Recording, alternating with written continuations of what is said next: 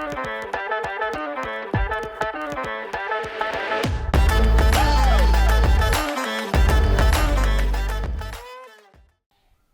morning and welcome to our very first edition of EA News. I'm Emily. And I'm Hugh, here to bring you the highlights from the month of November, as well as a glimpse of what's to come in December.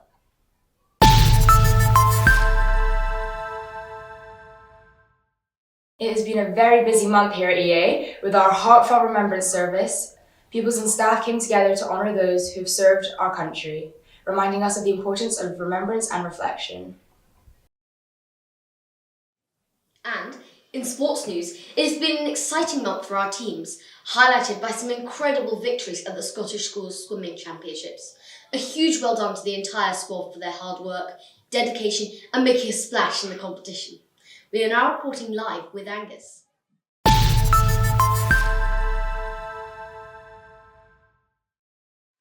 Congratulations on coming first in the 100-metre freestyle and coming second in the 200-metre freestyle. How does it feel to win? It feels really great. It took quite some training to achieve the medals. I'm really happy over how I did. Well done. How much preparation did it take to achieve what you did? It took quite some training, a good balanced diet, and some good exercise into it as well.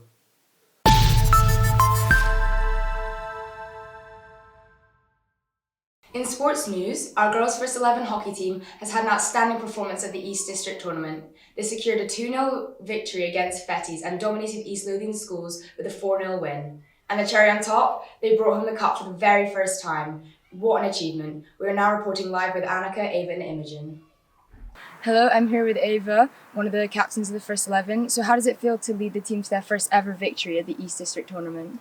I think it's really exciting, especially because it's my third year going. So to end it, like my time at school with winning, I think is really exciting. But also because there's so many matches we had to play up to winning, the fact we got through all of that, I think is really good. Yeah, amazing, thank you. I'm here with Annika, the other captain of the First 11. So Annika, how did you prepare the team physically and mentally before we played our matches? So in a tournament, it's quite hard to prepare for each match individually. So I think we just focused on starting off really strongly for all of our games and going from there. Amazing, thank you. Annie, who would you say were some of the standout players of the tournament? So I think Jenna Park was standout. She got player of the tournament, and I think that's down to her strong attacking down the right. And I also think Eva had a great tournament as well in defence, and she kept it very solid back there. Amazing. Thank you very much. Back to the studio.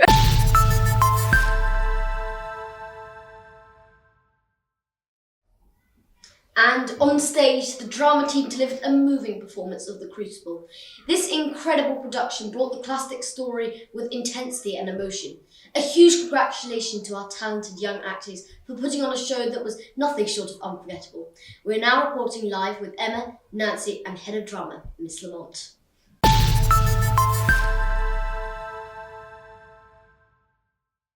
What inspired you to choose The Crucible as the play for your pupils? So it's a play that I really, really like. I studied it actually for higher drama when I did it many, many moons ago. It's also a really important story. It's got lots of really important themes to it, and it's also what we study right now for higher drama as a set text. So this year's students, it's really important for them to get a good understanding, and anybody in future who's doing higher drama. It's also a really important topic and used in higher English as well. So I thought not only is it good to come and watch for the message, it's also really helpful sometimes to see a play that you're studying up and live rather than just being on the page. What were some standout performances from the evening that you'll always remember? So much of it was amazing. Obviously there's a lot on Wenda's shoulders. He is pretty much always on stage. He only gets a small amount of time where he isn't. He did really well to take on so much dialogue. Robert Bruce did great to step in quite lastminute.com, and he took on a role with about 2 weeks notice, so he did really well with that. The girls who had to be a part of the court scene and really show the hysteria, I think did really well. They committed to the bit because they could, and initially did feel a bit silly doing it, but when they committed to actually believing that they could see a yellow bird or that they were being frozen in court, I think it was really, really effective. But everybody did a great job. I was really, really happy, and it was great for me as well to see pupils who I haven't taught and haven't had an experience working with being part of it as well. Why did you not set your play in the 1600s?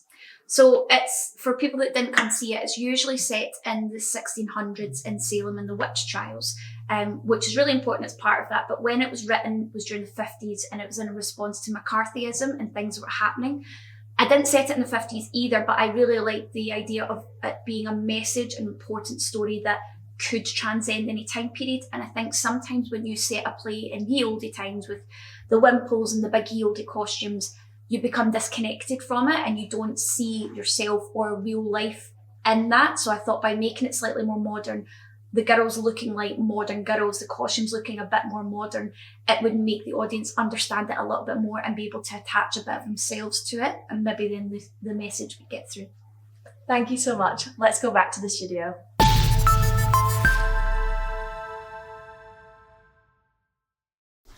While the weather is getting colder, some may stay warm this November by growing their stash, all to raise awareness for Movember, supporting the men's mental health and well-being. Senior school boys have been coming together for a weekly tea break where they openly share their feelings along with some banter to lighten the mood. If you or anyone you know needs mental health support, please visit Get Support page on uk.movember.com. It's not all work and no play though. Our annual Christmas video recording kicked off with the pupils preparing to spread festive cheer through song and performance. Get excited as these videos will warm your hearts in this holiday season. In other news, the speakers' dinner proved to be a fantastic occasion for the Sevens. It was a night filled with storytelling, meaningful conversations, and the exchange of valuable insights between pupils and teachers. Truly an evening to remember.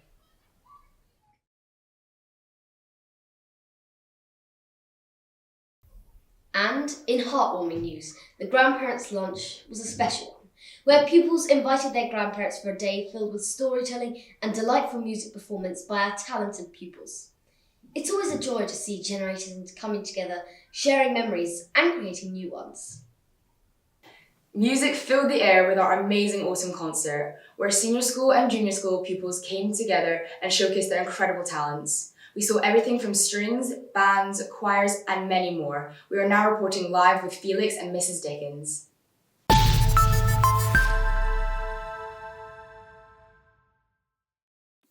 Did you enjoy conducting the autumn concert? I did, thank you. I was quite nervous about it because this was my first concert with these ensembles, and when you conduct a large group of people, you never really know how they're going to react in a concert situation. And there's a chance that they might sit there like rabbits in the headlights and not remember any of the things that you've worked on. But everyone was absolutely fantastic and remembered all of the little details, and we watched each other and listened to each other and really breathed together. And I was just so proud of everyone, and I really loved the feeling of conducting a big ensemble. It was very exciting. It's definitely something I want to do more of. Excellent. So what feedback did you receive from the audience, the pupils, or the colleagues? Thankfully, I got really lovely feedback, particularly from my colleagues who said they were really, really impressed, particularly with the Sinfonia and how well they played together as an ensemble. And they said they hadn't really heard that before, which was really a big compliment. Amazing. And I also got feedback about Philharmonia and the sound that they made and how they really gelled together, which was lovely. Really nice to hear. And from the pupils, I had lots of suggestions for things that they'd like to do in the future, which was really nice to hear that they're keen to do it all again. Brilliant.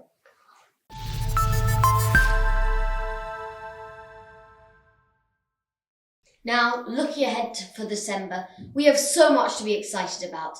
Division Soloist Music Competition will be going ahead, and our annual Christmas Fair is just around the corner. Don't forget to wear your Christmas jumpers on the day to spread the holiday cheer. That wraps up our broadcast for this month of November. Thank you for tuning in to EA News, and do stay updated on our website on www.edinburghacademy.org.uk. I'm Emily. And I'm Hugh. Good day to you all.